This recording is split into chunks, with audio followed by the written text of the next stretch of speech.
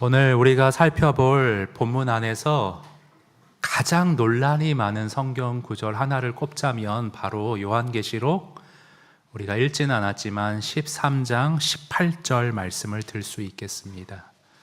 여러분 한번 읽고 시작해 볼까요? 요한계시록 13장으로 가셔서 맨 끝에 18절 말씀 같이 한번 읽어봅니다. 시작.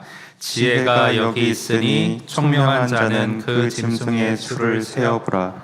그것은 사람의 수니 그의 수는 666이니라. 이에 대한 주석을 한번 보겠습니다. 아마 성경에서 요한계시록 13장 18절만큼 오랫동안 추측과 사변의 대상이 된 구절은 없을 것이다. 짐승의 수는 오랜 세월에 걸쳐 문자 그대로 666, 수백 가지 다양한 가능성과 연결이 되었다. 전반적으로 666을 온갖 희한하고 기이한 주장들과 연결시키는데 혈안이 됨으로써 요한이 이 구절을 시작하면서 지혜가 여기 있으니 라고 말한 것은 완전히 무시되고 말았다. 18절을 다시 눈으로 보시면요, 지혜가 있으니 총명한 자는 이렇게 시작하고 있어요. 풀어 말하면 지혜의 영이신 성령의 인도 아래, 조명 아래 총명하게 풀어가야 할 텐데 안타깝게도 현실은 그렇지 못하고 엽기적으로 황당한 해석으로 666을 접근하는 경우들이 허다하다는 것입니다. 몇 가지만 예를 들어보면요, 여러분 우리나라 경기도 평택, 충주, 또 여수에 그 버스 노선 가운데 666번이 실제 있습니다. 근데 들려오는 말이 어느 교회 성도님이 불길한 숫자라고 버스를 아예 안 타신다는 거예요. 666에 대해서 온갖 이상한 얘기들을 이렇게 건너 잘못 인식이 되어 있습니다. 그리고 실제로요, 외국의 경우인데 폴란드에 무려 17년 동안 운행하던 노선버스 666번이 실제 있었다고 합니다. 그런데 극단적인 기독교 단체가 이건 악마의 숫자다라고 항의를 해서 결국 숫자를 바꾼 사례가 신문 기사로 실린 일이 있었습니다. 황당한 것은 이뿐 아니라 다양한 사례들이 더 많습니다. 여러분 거기 17절, 13장 17절 보시겠어요?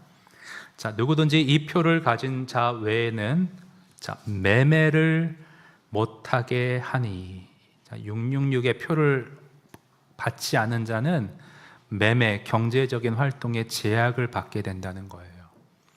자, 이 억구를 근거로 해서 어떤 일이 있었냐면, 여러분 우리가 옛날에는 카드가 없었죠. 다 현금으로 물건을 사고 팔고 했습니다. 근데 신용카드가 처음 나왔을 때 봐라, 앞으로는 현금 대신 이 신용카드만 쓰게 될 텐데 이 신용카드에 찍혀있는 특정 번호가 666이다. 그것을 가진 자만 앞으로 경제활동 먹고 살 수 있다. 이런 주장도 있었습니다. 비슷하게 바코드, 요즘은 QR코드 딱 찍으면 정산이 되죠. 특정 바코드가 우리 몸에 새겨질 것이고 이 666에 해당되지 않은 바코드가 새겨진 사람은 경제활동을 할 수 없게 될 것이다. 이런 주장도 있었습니다. 마지막으로 한 가지만 더 예를 들어드릴까요? 여러분 베리칩이라고 들어보셨어요? 베리칩. 666과 관련해 어떤 그런 용어들이 쓰이는 경우들이 있습니다. 이건 좀 복잡해서 제가 말로 설명하기보다는 글로 한번 보도록 하겠습니다. 베리칩은 영어 단어 신원을 확인하는 칩의 준말로 문자 그대로 개인의 신원을 확인하기 위해 인체에 이식하는 마이크로칩이다. 개인 확인을 위해 16자리 고유 숫자가 입력되어 있어 무선으로 즉시 환자의 관련 정보를 데이터베이스에서 끌어와 볼 수 있어 응급 상황에서 환자의 신원을 빠르게 정확하게 판단할 수 있는 이점이 있다.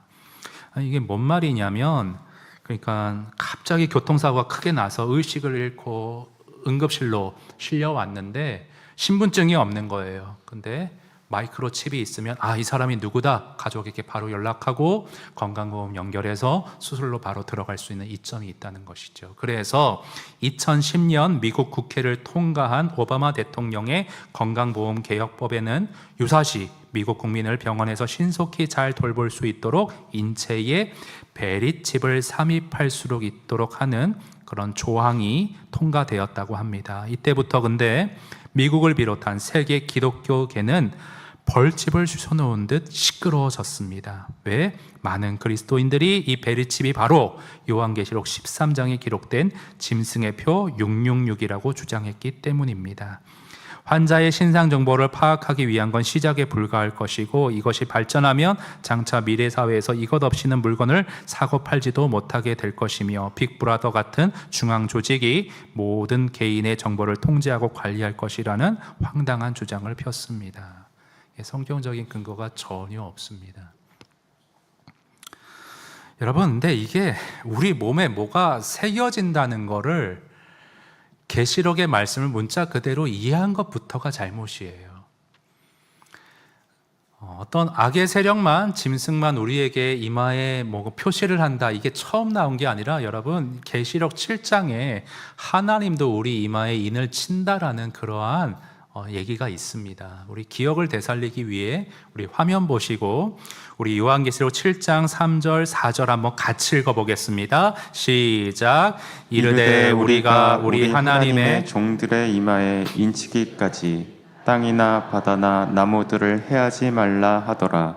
내가 인침을 받은 자의 수를 들으니 이스라엘 자손의 각 지파 중에서 인침을 받은 자들이 14만 4천이니 하나님도 당신의 종들, 당신의 자녀들의 이마에, 구원받을 자들의 이마에 인을 친다고 되어 있어요.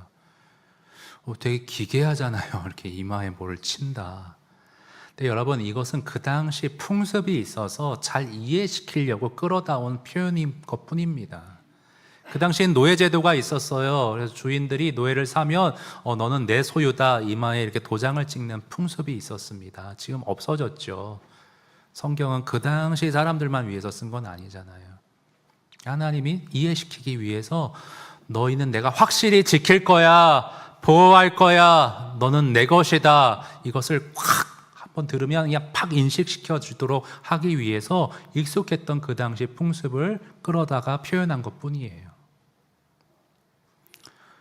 여러분, 하나님이 생각해 보십시오. 당신의 자녀들의 이마에 표시 안 하면 네가 누구더라 그러실 뿐입니까? 전능자 아니십니까? 다 압니다. 그냥 너는 내 소유고 지켜준다는 것을 강조하기 위해 그렇게 쓰신 것뿐이에요. 여기서 악의 세력 짐승은 하나님을 아주 교묘하게 흉내내려고 합니다. 그래서 하나님이 하는 거 다 비슷하게 하려고 그래요. 그래서 본인을 추종하는 사람들, 본인이 통제하는 그런 어떤 악인들, 그들의 이마에 본인도 표시를 하겠다. 실제로 하겠다는 게 아니고요. 내가 너희를 찍고 너희와 동행할 것이고 너희를 통제할 것이고 그런 의미를 담은 것입니다. 그래서 뭐가 새겨진다, 베리칩이 들어온다, 그런 거 전혀 상관없어요. 근데 내 신상이 뭐 어디 가나 이렇게 하는 건 좀 문제가 있죠. 그거는 좀 다른 문제이고요. 어쨌건요, 양중의 계시록의 말세의 때에 두 가지 분류의 사람들이 있습니다. 하나님의 인침을 받은 하나님의 종들, 짐승의 통제를 받고 사단을 추종하는 짐승의 인을 받은 자들, 이 두 가지, 중간은 없습니다. 두 가지 부류로 갈릴 것입니다. 그런데 짐승이 하나님과 비슷하게 사람들의 이마에 인을 치고 사람들을 끌어다가 자기 편으로 만들고 현혹시키고 하나님에게서 멀어지게 하는데, 이 짐승의 정체는 대체 무엇인가? 여러분, 우리는 계시록 12장에서 용으로 상징되는 사탄을 보았습니다. 근데 그 용으로 상징되는 사탄이 오늘 13장에도 나오는데요, 용이 짐승에게 자신의 권세를 준다고 나와 있어요. 우리 13장 2절 보실까요? 13장 2절 보시면요, 내가 본 짐승은 표범과 비슷하고 그 발은 곰의 발 같고 그 입은 사자의 입 같은데, 자, 용이 12장의 사탄이었죠. 사탄이 자기 능력과 자기 보좌와 자신의 큰 권세를 짐승에게 준다고 나와 있습니다. 짐승은 뭐냐? 사탄의 대리자인 것입니다. 사탄의 권세를 힘입어서 하나님의 나라와 하나님의 백성들을 괴롭히고 반대하는 악의 세력을 상징하는 것입니다.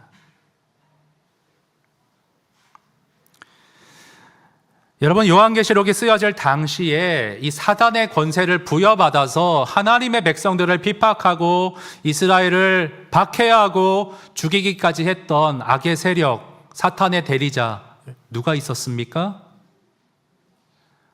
아시는데 선뜻 나서기가 좀 그러실 거예요. 로마 제국이 있었습니다. 그렇죠? 로마 황제가 주축이 되어서 기독교를 박해하고 핍박했어요. 그게 짐승이었다는 거예요. 짐승과 같이 무자비하게 사자의 밥으로 살아있는 사람을 던져서 정말 사단에게 어떻게 지배를 당했는지 끔찍한 일을 저질렀습니다. 그것이 짐승으로 표현되어 있습니다. 일정한 권세를 받아서 권력을 잡아서 그리스도인들, 교회, 하나님의 백성들을 핍박했습니다. 근데 왜 이 악독한 로마 황제를 상징하는 짐승의 숫자가 왜 하필 666인가? 여러분, 이것을 이해하기 위해서는 여러분이 이것만 좀 어려워요. 오늘 이것만 넘어가시면 되는데 게마트리아라는 개념을 여러분이 아실 필요가 있습니다. 좀 복잡하기 때문에 제가 구두로 설명하기보다 글로 갖고 왔습니다. 한번 같이 보시죠. 게마트리아는 간단히 이야기해서 산수입니다. 예를 들어, 이 책을 설교를 한 분은 송태근 목사님인데, 제 이름을 쓸 때 성인 송자를 쓰려면 시옷에 모음 오 그리고 자음 이응이 들어가야 합니다. 그러면 송이라는 글자에 철자는 3개인 거예요. 시옷, 오, 이응. 게마트리아는 그 철자 하나하나의 의미를 담은 수를 부여하는 것입니다. 예를 들어 시옷은 100이라고 치고요. 오는 10, 이응은 5라고 하면 송이라는 철자의 게마트리아 합산은 115가 되어집니다. 그런데 로마 황제 네로 카이사르라는 이름을 이런 게마트리아 방법을 통해 숫자로 환치하면 헬라어로는 1005가 되지만 히브리어는 뭐가 된대요? 666이 된대요. 그래서 이 666은 네로 황제 중 가장 극악했던 네로를 지칭하는 것으로 그렇게 이해를 하는 것입니다. 근데 여러분, 이 666이라는 숫자가 그럼 네로를 가리키면 우리랑은 상관없는 숫자네, 또 그렇게는 보지 마시고요. 이 땅에서 여전히 활동하는 사단에게서 일정한 권세를 부여받아서 기독교 신앙을 가진 이들을 방해하고 흐트러 놓고 흔들고 억압하고 박해하고 신앙에서 떠나보내려고 하는 사탄의 권세로 활동하는 모든 세력, 모든 사상, 모든 존재를 통칭하여 가리킨다라고 오늘날 끌어와서 우리가 이해할 수 있습니다. 그런 측면에서 이 666의 현대적인 또 다른 해석 하나가 있는데요. 화면 한번 보십니다. 성경의 용례상 여러분 7은 하나님의 온전함을 상징하는 숫자입니다. 계시록만 봐도 교회가 몇 교회였어요? 7교회. 그리고 심판을 하는데 처음에 인심판이 7심판, 7 나팔심판, 7 대접심판. 7은 하나님의 온전한 일을 상징하는 온전한 하나님의 수로 그렇게 계시록에서 이해할 수 있습니다. 그런데 여러분 6은 7에서 얼마가 빠진 거예요? 하나가 빠졌어요. 용으로부터 권세를 부여받은 짐승이 어떻게든 하나님을 흉내내려고 발버둥을 칩니다. 그래서 5, 6까지 갔어요. 그러나 불완전해요. 하나님께 도달하지 못해요. 그래서 6은 불완전한 7에서 하나가 빠진 사탄 및 그의 대리자로 활동하는 다양한 오늘날의 짐승들의 존재, 불완전함을 상징하는 세속의 수로 우리가 이해할 수 있는 것입니다. 그러면 왜 6으로 하지 666인가? 여러분, 사탄으로 상징되는 용이 하나 있고요. 오늘 여러분 13장 1절 보세요. 13장 1절 보면 그 용 밑에 내가 보니 바다에서 한 짐승이 나오는데 두 번째 짐승이, 용하고 짐승이 하나 있고요. 13장 1절 보세요. 내가 또 보니 또 다른 짐승이 땅에서 올라오니 두 번째 짐승, 용 하나, 짐승 2마리. 삼위일체랑 비슷하잖아요. 그래서 666 하나님을 어떻게든 따라하려고 합니다. 6이 6개예요. 그런데 그 당시 성도들은 이 666을 보고 불길한 숫자다, 버스도 타지 마라 이렇게 받아들인 게 아니라 666을 보고 격려를 받았어요. 아무리 나를 괴롭히는 네로라 하더라도 불완전한 존재구나. 승리는 결국 완전하신 하나님께 있구나. 발악을 해도 하나님께 못 미치는 존재이구나. 666을 딱 보면 그 당시 성도들은 위로를 받고 용기를 얻고 격려를 받았습니다. 불길한 숫자가 아니에요. 근데 목사님, 격려를 받았어도 오늘 본문에 보니까 성도들이 죽기까지 순교하기까지 했다고 하는데요. 얼마나 힘들었을까요? 오늘날 이 말씀은 어떻게 나한테 적용되죠? 저도 여전히 활동하는 악의 세력, 짐승의 어떤 그런 세력들 때문에 죽기까지 몰릴 때가 있을까요? 그럼 몇 가지만 살펴보면요. 13장 10절을 말씀 한번 보세요. 13장 10절.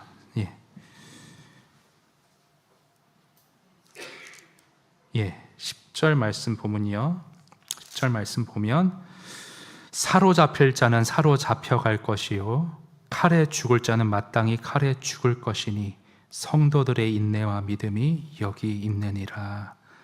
사로잡혀갈 자는 감옥에 사로잡혀가고 칼에 죽을 자는 죽게 되어지는 지경까지 있다고 합니다. 하나님에게 모자란 666, 불완전한 존재인데 어떻게 성도를 죽이기까지 하는가? 하나님은 이들을 어떻게 제압할 수 없는 것인가? 기독교 신앙은 무의미한 것인가?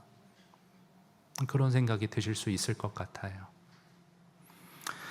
근데 여러분, 우리가 신앙생활을 제대로 하는 사람이라면 우리에게 한정된 짧은 기간, 이 생애가 전부라고 생각하는 사람들이 우리는 아니고요. 하나님과 함께 영생의 영원의 시각을 가지고 사는 사람들이 저는 진정한 하나님의 종들, 그리스도인들이라고 생각합니다. 사도 바울은 뭐라고 그랬어요? 나에게 주어진 잠시 잠깐의 고난은 너무 짧고 비할 수 없이 나에게 앞으로 주어질 영광은 영원하도다, 훨씬 크도다. 이런 관점으로 살아가는 게 사도 바울이었습니다. 이 당시 성도들도 마찬가지였을 거예요. 죽는다고 두렵죠, 서럽죠, 힘들죠. 그러나 절망하거나 원망하지 않았을 것입니다. 왜? 이후에 하나님이 반드시 저 악의 세력들을 물리치고 나에게 말할 수 없는 영광과 상급을 허락하실 것이기 때문에라는 믿음이 있었으니까요. 그것이 오늘 이어지는 14장 전체의 요지입니다, 여러분. 제가 진도를 좀 빨리 빼기 위해서 한 절 한 절 자세하게 너무 매이지 않고요. 여러분 14장을 한번 교독으로 우리가 한번 읽어볼 텐데, 일단 1절에서 5절을 읽어볼 텐데 세세한 거에 매이지 마시고, 자, 절망에 빠질 수 있는 성도들에게 어떻게 하나님이 위로의 소망의 메시지를 주는가, 거기에 좀 포인트를 맞추고 한번 말씀을 같이 보도록 하겠습니다. 14장 1절 제가 먼저 읽습니다. 또 내가 보니 보라, 어린 양이 시온산에 섰고 그와 함께 14만 4천이 서 있는데 그들의 이마에는 어린 양의 이름과 그 아버지의 이름을 쓴 것이 있더라.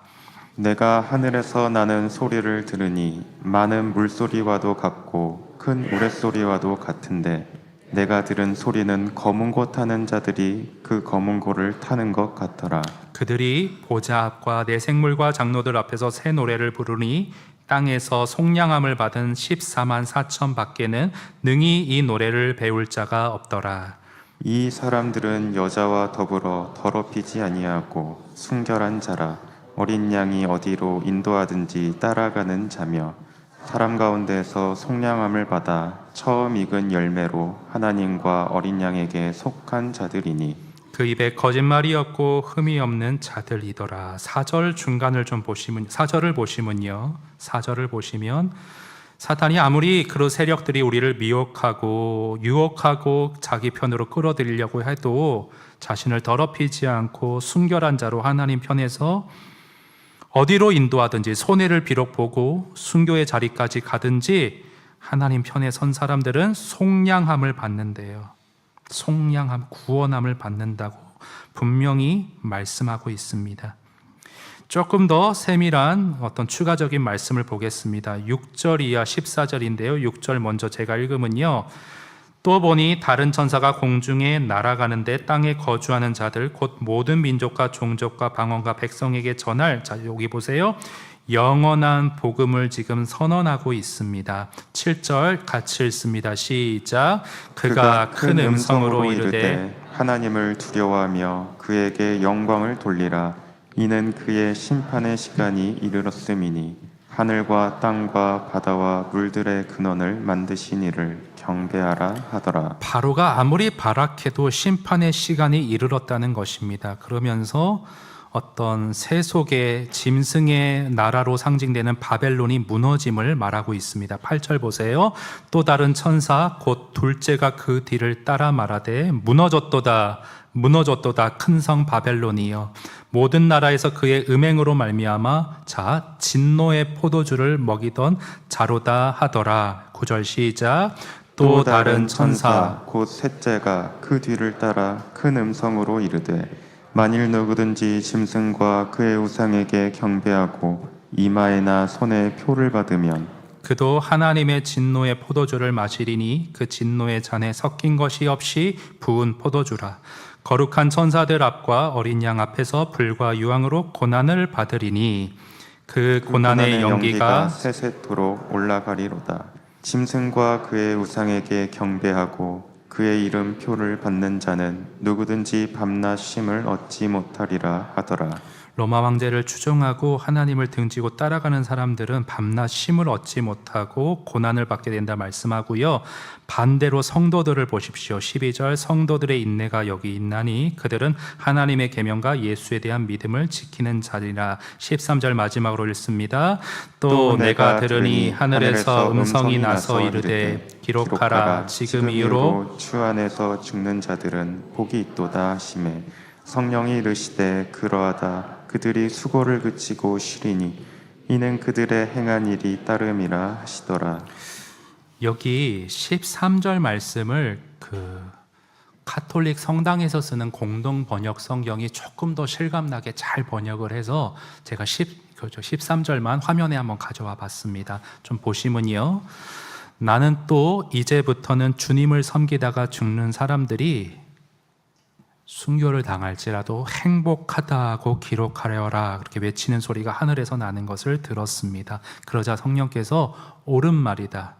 그들은 그 짧은 수고를 결국 그치고 쉬게 될 것이고 그들의 업적은 천국에서 영원히 남아 있을 거라 지금 선언하고 계십니다.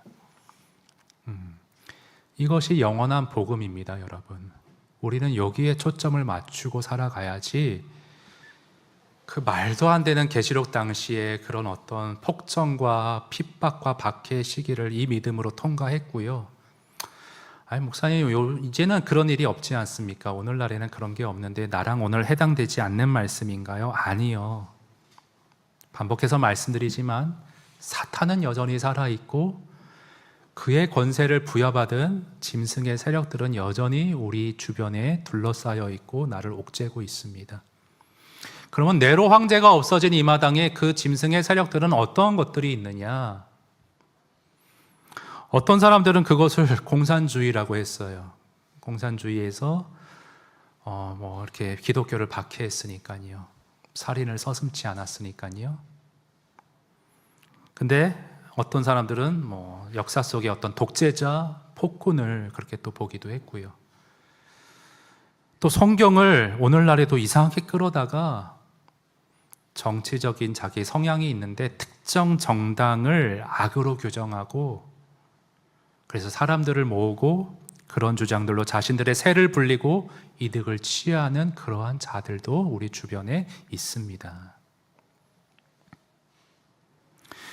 그렇다면 다시 한번 생각해 보겠습니다. 오늘날 로마 제국이 무너진 오늘날 우리를 박해하고 핍박하는 영적으로 옥죄이는 악의 세력들, 짐승의 세력들은 대체 구체적으로 무엇이 어떤 것들이 있는가?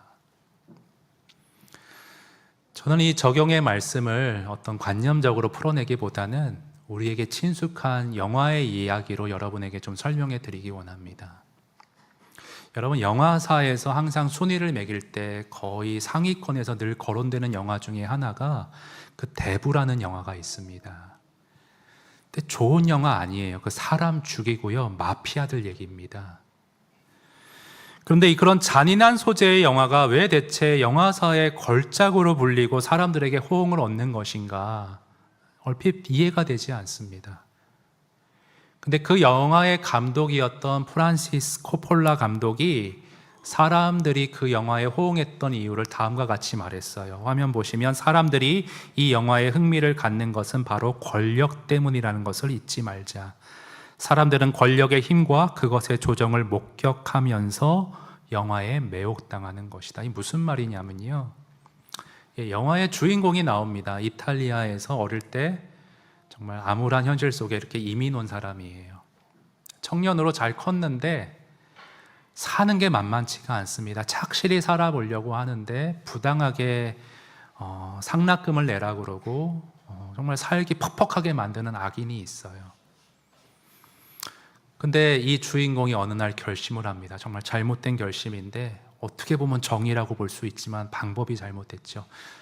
경찰도 매수당한 것 같으니 자신이 직접 총을 가지고 그자를 처단하기로 마음을 먹습니다. 결국 처단하고요, 자신의 세를 그래서 불리게 되고 어느 정도 권력을 잡아서 자신의 뜻을 펼치며 가족을 지켜가며 사업을 확장해 나간다는 얘기가 그 대부 영화입니다. 근데 사람들이 어디서 매혹당하냐 하면, 나도 살아가는데 부당한 현실이 있는데, 내가 아등바등 살아가는 현실 속에서도 억울한 일들이 있는데 뭔가 주인공이 정의를 세우는 것 같고 자기의 뜻을 이루는 것 같고 억울함을 해결해가는 그 권력의 맛이 내면 깊은 속에서 자기도 모르게 이렇게 자리 잡고 있는데 그게 끌린다는 거예요. 그래서 사람들이 그 영화에 빠져든다는 겁니다. 어느 정도 수긍이 가는 그러한 비평인 것 같습니다. 여러분 어떠십니까? 여러분 지금까지 살아오시면서 부당한 현실, 억울한 어떤 상황들 잊지 않으셨습니까? 그때 바보처럼 그리스도인들이라고 당하고만 있어야 하는가, 악은 악으로 맞서야 되는가 헷갈린 적 없으셨습니까? 여러분 그 현실을 어떻게 통과해 오셨습니까? 영화에서처럼 그런 어떤 극단적인 어떤 권력으로 해소하고픈 그런 어떤 마음은 갖지 않으셨지만, 저는 우리를 지키려고 하는 또 하나의 권력이고 오늘날의 가장 힘이 있는 수단은 무엇인가, 그 가운데 하나는 저는 돈이라고 생각합니다. 돈이 있으면 내 주장을 할 수 있고, 돈이 있으면 억울함도 어느 정도 해소할 수 있고, 그런 현실인 것 같습니다. 우리 한번 화면을 볼까요? 현대인들은 하나님이 아니라 국민소득을 경배하는 위험에 처해 있다. 풍요가 우리의 종교가 되어버린 것이다. 신용카드를 남발하는 경제는 탐욕을 조장하고 우리를 가소비의 위험에 노출시킨다. 사람들이 갖는 다양한 목표의 최상위를 차지하는 것은 언제나 경제적인 이유이며 결국 돈, 권력, 지위에 대한 관심이 사람들을 움직인다. 근데 이러한 권력의 집착은 교회에서도 이제 익숙한 게임이 되었다.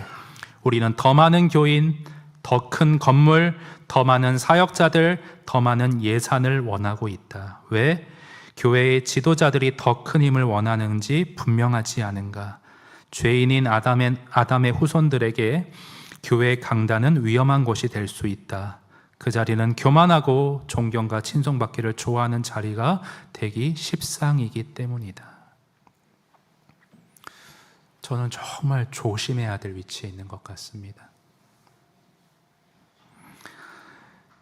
여러분 그 대부의 주인공이요, 근데 그렇게 자신이 정당하다고 여기는 수단으로 힘과 권력을 손에 넣었잖아요. 자신의 뜻을 펼쳤잖아요. 그런데 수단이 잘못되었기에 악의 세력에 어떻게 보면 영혼을 판 꼴이 되었어요.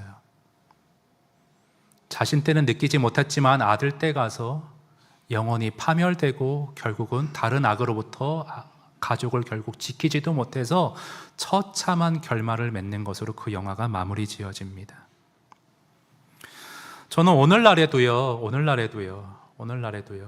이 돈의 어떤 힘과 나의 권리를 위해서 내 양심을 팔아버리면, 영혼을 팔게 되어지면 당장은 나에게 손해가 안 되고 이득일지라도 내 영혼이 좀먹게 되어지고 파멸을 맞이하게 될 것이라고 저는 봅니다. 여러분, 목사는 부지런히 모든 걸 다 읽고 봐야 된다, 제가 늘 좀 주장을 하는 편인데, 저는 재방송으로 보고 있는데요, 서울 자가에 사는 대기업 다니는 김 부장 이야기를 열심히 보고 있습니다.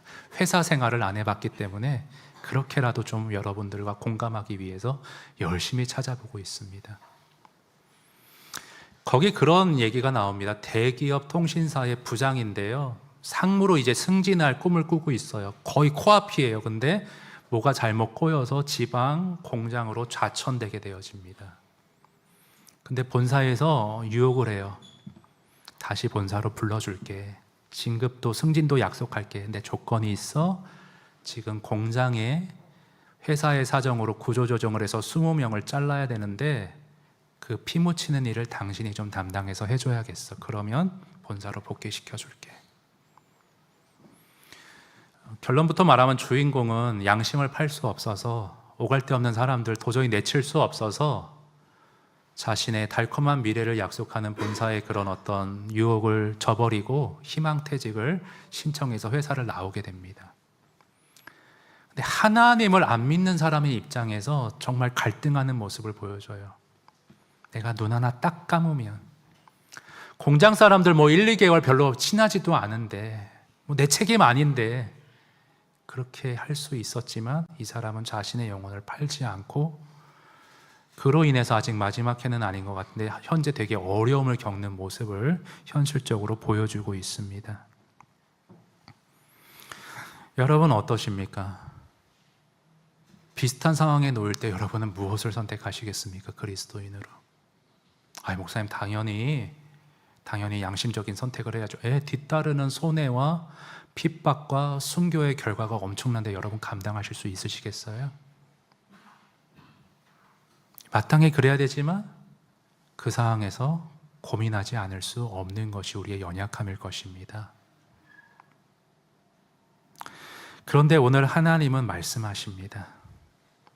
자신을 더럽히지 않고 어린 양이 어디로 인도하든지, 그게 손해의 자리든지 순교의 자리든지, 어린 양을 끝까지 따라가는 사람들은 내가 쉬게 하고 보상을 주리라. 반대로 그렇지 않은 사람들은 짧게는 흥황할지 몰라도 결국 엄청난 대가를 치르게 될 것이다. 그것이 나의 정의이고 공의이다. 오늘 14장에서 말씀해 주고 계십니다. 그러면 질문하실 것입니다. 목사님, 그래도 이 땅에서 영원한 천국에서의 어떤 그런 보상만 두고 계속 손해보며 사는 거 너무 그리스도인으로서 이거 정말 신앙생활 못할 것 같은데요. 아니요, 여러분. 손해보고 순교하고 고난받고 그런 박해를 당하는 동안 우리 전능하신 하나님은요, 내 안에 선을 이루어 가세요.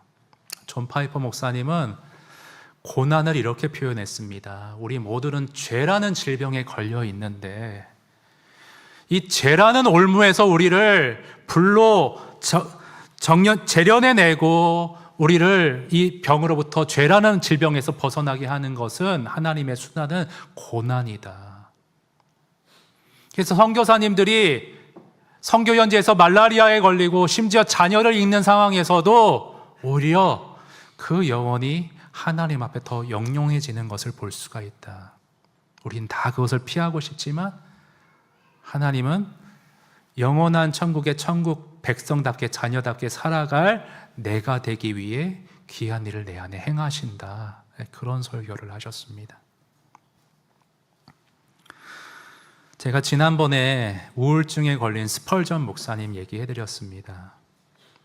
짐승의 세력들 때문에 스펄전 목사님은 그저 이 땅에서 시름시름 앓다가 이 세상을 떠나셨는가? 아닙니다, 여러분. 제가 시간 관계상 뒷부분을 다 말씀 못 드렸는데요. 스펄전 목사님의 뒷이야기를 오늘 잠깐 나누고자 합니다. 이 스펄전 목사님을 평생 연구한 전기 작가가 스펄전 목사님의 우울증과 그의 일생을 다음과 같이 최종적으로 평가했습니다. 스펄전의 사역 초기부터 죽을 때까지의 진행 과정을 검토한 스콧 글런드라는 사람은 이렇게 스펄전을 평가했습니다. 스펄전은 평생 우울증에 시달렸음에도 불구하고 우울증 때문에 하나님을 위한 영적 거인이 되었다고 확신한다, 그렇게 쓰고 있습니다. 우울증을 통해 하나님을 위한 영적 거인으로 다듬어졌다고 합니다. 편안하게 그저 부유하게 목회했으면 이렇게 쓰임받을 수 있었을까요?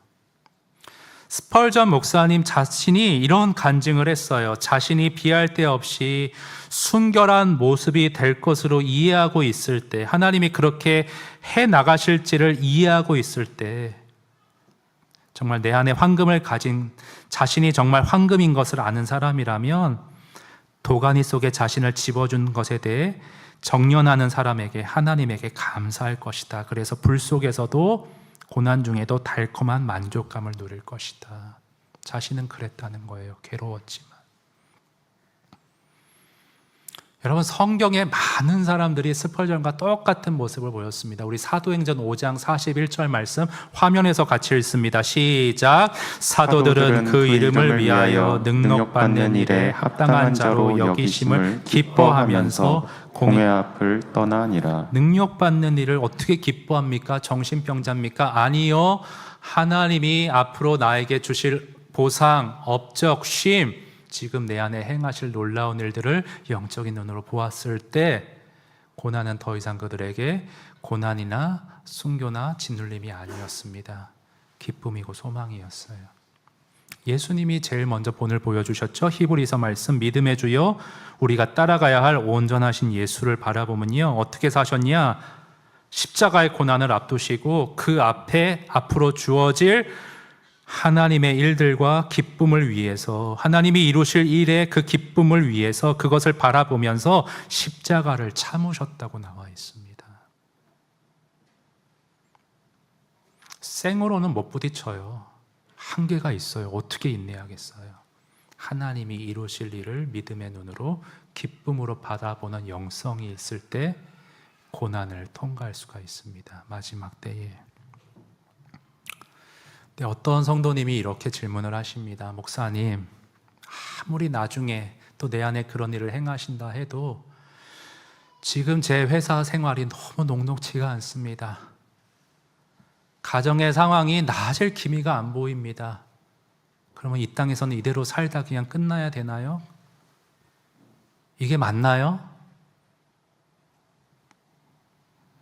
제가 이 부분을 어떻게 풀까 굉장히 고민하다가 스포츠 신문에서 답을 찾았습니다. 모든 걸 다 읽습니다.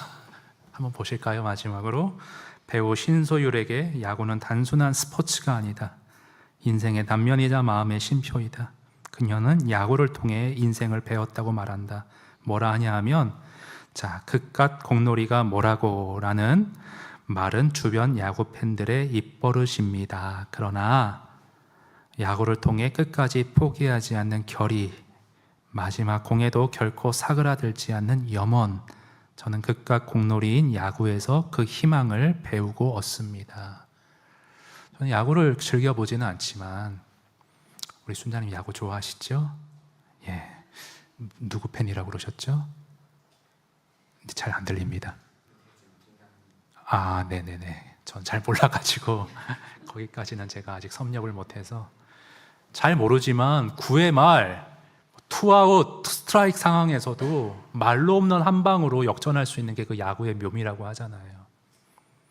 지금 너무 힘든 성도님들, 자녀의 문제, 배우자의 문제, 직장 상사의 문제, 병의 문제가 어떻게 언제 끝날지 기미가 안 보여서 절망적인 분들 기억하십시오. 그러나 여러분, 상황이 안 좋고 수세에 몰리고 경기가 정말 절망적이면 절망적일수록 마지막 역전 홈런이 더욱더 짜릿하기 마련입니다. 근데 말로 홈런은 염원이잖아요. 근데 하나님이 역전시킬 드라마는요, 영원한 복음, 확정된 진리입니다, 여러분. 내가 상황이 너무 어려워? 기미가 안 보여? 더욱더 짜릿한 역전이 기다리고 있을 거예요, 홈런이. 그 희망을 놓지 마세요. 쇼생크 탈출의 주인공이 희망은 좋은 거라고, 희망을 저버리지 말라고 하는데, 예수 안 믿는 사람도 그러는데, 하나님을 믿는, 고난도 사용하시고 결국에는 당신의 놀라움을 성경에 이렇게 약속하신, 주 안에서 죽는 자들은 복이 있도다, 행복하다 선언하신 주님이 나의 하나님이신데, 여러분, 왜 이 영적 전쟁에 우리가 눌리며 고개 숙이며 왜 그렇게 살아야 됩니까? 여러분, 저는 오늘 설교의 제목을 666은 무슨 뜻인가 이렇게 정했습니다. 말도 많고 탈도 많았던 666. 그러나 이제 이 숫자를 여러분의 소망의 메시지로 되새기시고 기억해내시기 바랍니다. 어려우십니까? 아니, 아무리 나를 괴롭히는 영적인 세력들은 다 불완전한 존재들이야. 666이야. 완전하신 하나님이 나를 반드시 역전시켜 주실 것이야. 그 소망을 잃지 마시고 그 소망 붙잡으시고 사도들과 같이, 스펄전과 같이, 예수님과 같이 기쁨을 상실하지 마시고 여러분이 주어진 환경, 소망의 하나님을 기뻐하며 사시는 저와 여러분 되실 수 있기를 바랍니다. 우리 그러한 비전을 가지고 세상의 유혹 시험이 내게 몰려올 때 나의 힘으로는 그것들을 이길 수 없지만 전쟁은 나에게 속한 것 아니요 오직 하나님께 속한 것이라 우리 한번 선언하면서 이 찬양 믿음으로 함께 부르겠습니다.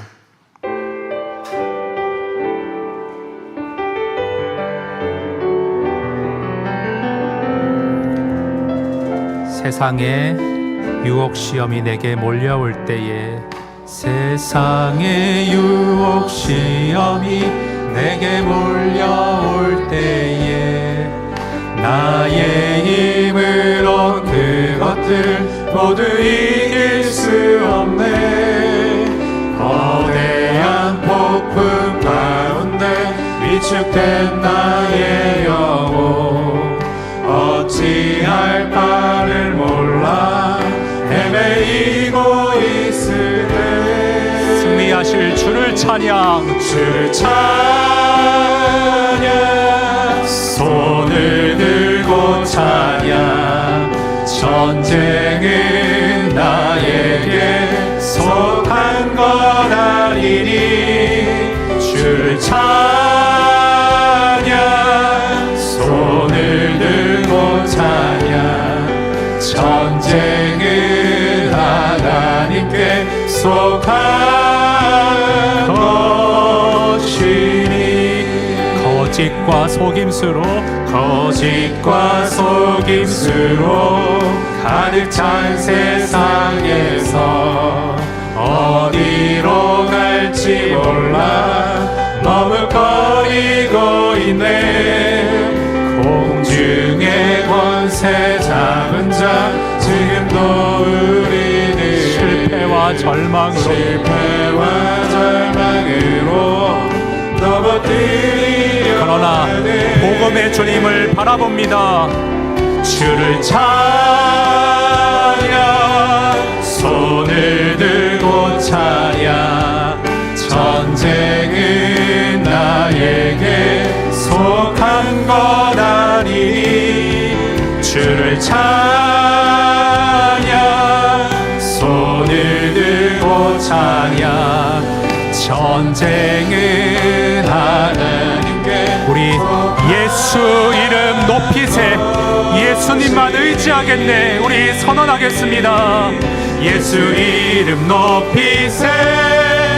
능력의 그 이름 예수 이름 높이세 구원의 그 이름 예수 이름을 부르는 자 예수 이름을 믿는 자 예수 이름 앞에 나오는 자 우리 어렵지만 예수님 편에 서겠습니다. 예수 소망하겠습니다. 예수 이름 높이세 예수 이름 높이세 능력의 그 이름 예수 이름 높이세 구원의 그 이름 구원의 그 이름 예수 이름을 부르는 자 예수 이름을 믿는 자 예수 이름 앞에 나오는 자 복이 있도다.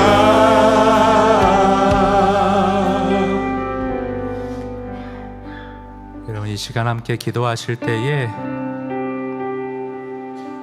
정직한 영으로 주님 앞에 한번 나아가기 원합니다.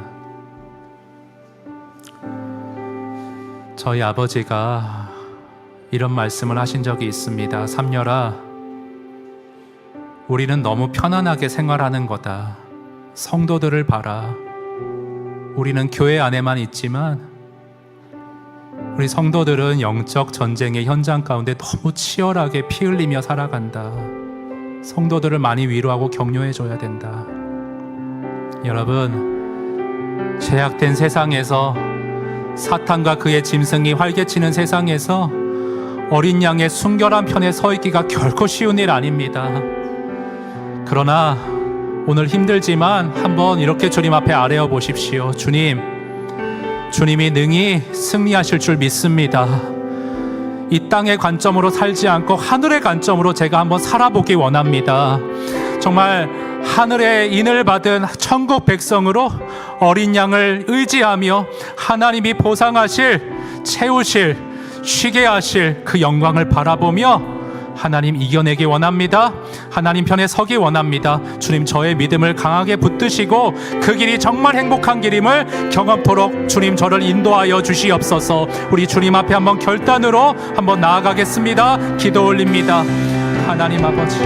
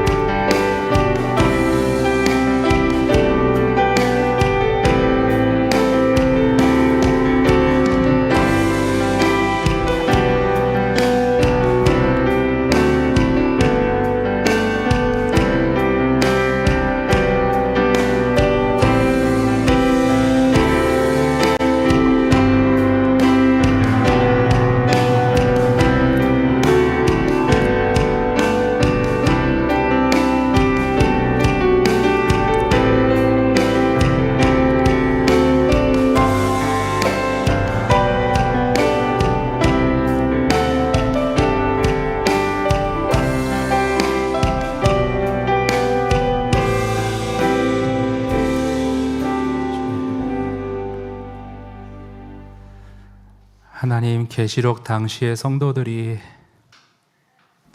네가 황제에게 숭배만 하면 목숨을 살려준다고 유혹했을 때